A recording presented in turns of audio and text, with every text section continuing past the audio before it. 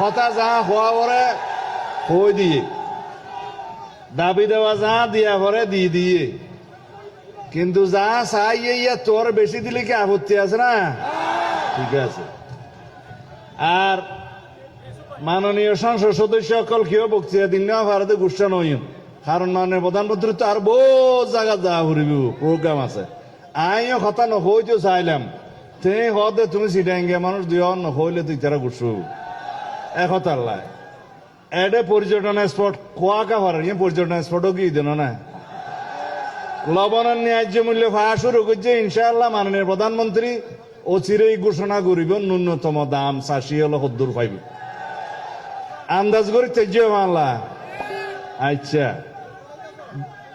বাদ বাকি বেরিবাদর মন্ত্রী সহ বেগ কোনরে এটা বাঁশখালী আইরে পরিমাপ করি বললে ইঞ্জিনিয়ার আই বললে আর দিম আজিয়া মাপ করন সময় নাই। বাঁশখালীর উন্নয়ন যা যা করা পরে মাননীয় প্রধানমন্ত্রী করিব।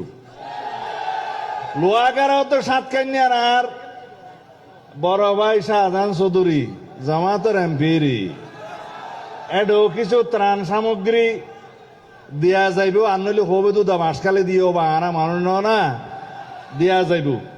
এটা বাঁশখালীর এমপি সাহেব আইসে এখন আরা কোনো ভেদাভেদ নকরি ওবা এটা জামাতত এমপি বলে কি মানে প্রধানমন্ত্রী নয় না ত্রাণ সামগ্রী নদেন না আর নেতা বাংলাদেশের মানবিক নেতা গরিবের নেতা এদেশের উন্নয়নের নেতা ইনশাআল্লাহ কোনো বৈষম্য নহব। খুদা হাফেজ। আই আহ্বান করির মাননীয় অর্থমন্ত্রী জনাব আমির খসরু মাহমুদ চৌধুরী আইয়ের দুই কথা কন। সালাম আলাইকুম। টাইম নাই তো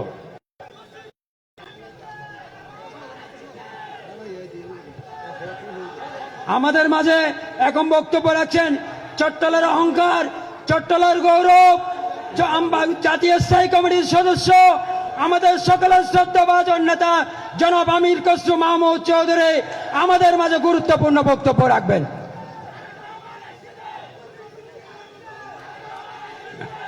এখন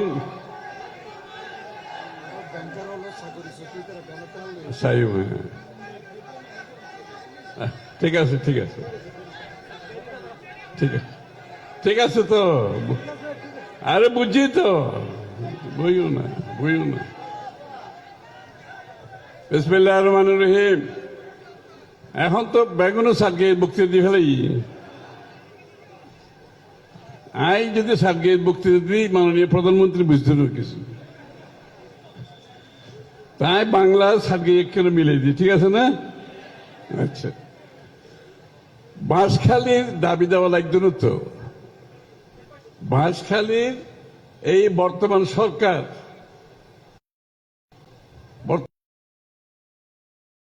জনাব তারেক রহমানের রাজনীতি কমপ্লিটলি ভিন্ন ধরনের রাজনীতি। এই রাজনীতি আর দেখুন না গোড়া বাংলাদেশের যুব সমাজ, শিশু, মহিলা,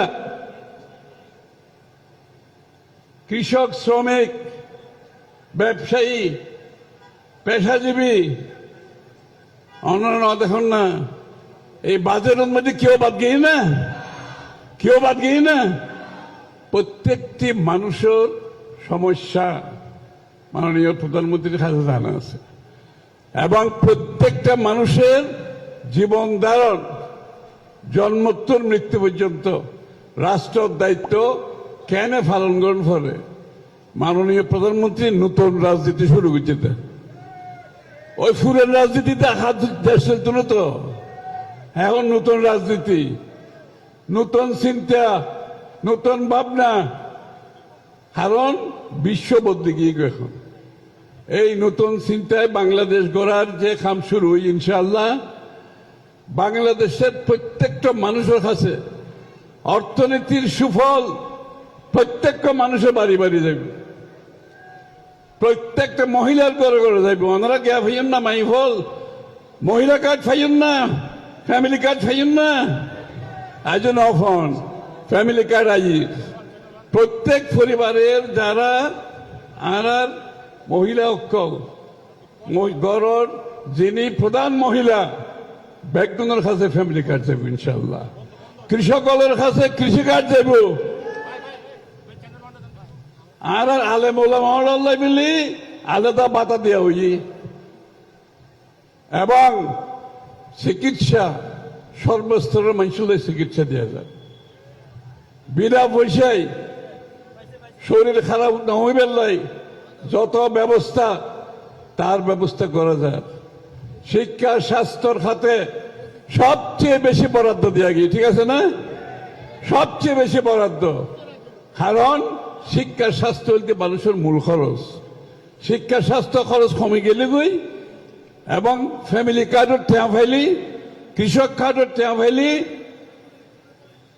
মৌলই ওলামা করে টেয়া ফাইলি আর কেউ বাকি থাকিল না প্রত্যেকটা মানুষের কাছে উন্নয়নের ছোঁয়া দেশের উন্নয়নের যে ভাগিদার যে বাংলাদেশের প্রত্যেকটা মানুষ মাননীয় প্রধানমন্ত্রী চিন্তার রাজনীতির মধ্যে ই বলতে ব্যাখ্যানের উদ্ধি প্রত্যেকটা মানুষের লাই আর বাঁশখালীর উন্নয়নের ব্যাপারে কোনো চিন্তার কোনো কারণ নাই বাঁশখালীর যত